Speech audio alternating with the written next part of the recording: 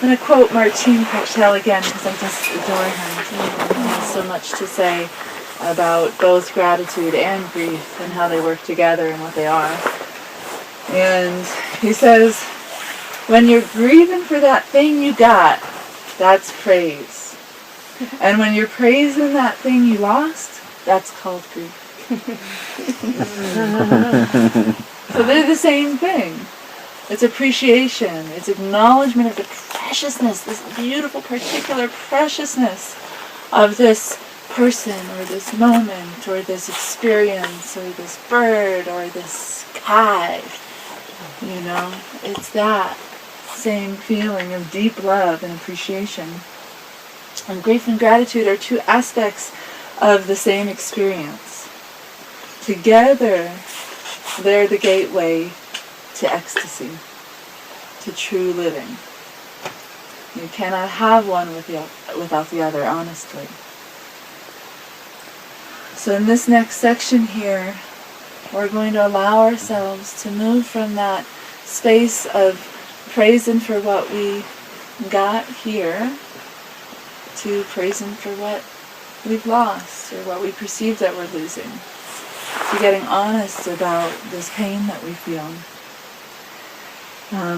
As we're talking about this whole experience in the 4 rounds of like a traditional Native American ceremony, that first part is about calling in the spirits, so it's about humility, and in that it's gratitude, to see this bigger experience that we're in. The second part typically is the time when we make our requests, we ask for help. And so we kind of are like getting honest about what we need or what's hard here. And so this is a great time to really get into that part of it. Like, this is, Great Spirit, here I am, this little human, I'm struggling. Have mercy on me, give me some help, show me the way. It's a good time for that. So I want to start out just with a little bit of thought around grief. And when Thich Nhat Hanh's students proposed this question to him about what do we need to do to save our world, they asked him, what do we need to do to save our world? He replied to them, what we most need to do is hear the sounds of the earth crying within us. So they expected him to, give direction on taking some sort of action or deepening their practice in some sort of, kind of formal way. And what he said is, allow yourself to hear the earth crying.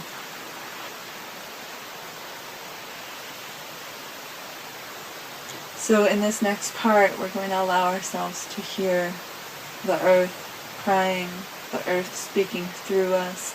We're going to allow this expression to take place honestly, authentically, fully. We're going to take some time with this, but we're not going to get stuck here, so don't worry. I know we all have a lot of trepidation about admitting our grief or expressing our grief or having the emotions take over too much, and we've had whole lifetimes of practicing playing it cool.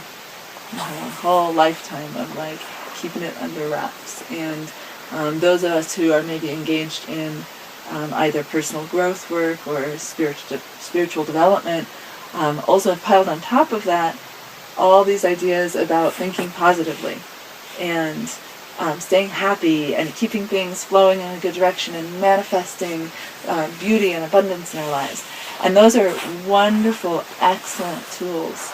But their power comes when you actually let yourself feel the pain too. They're not as powerful if they're put on top of emotional suppression.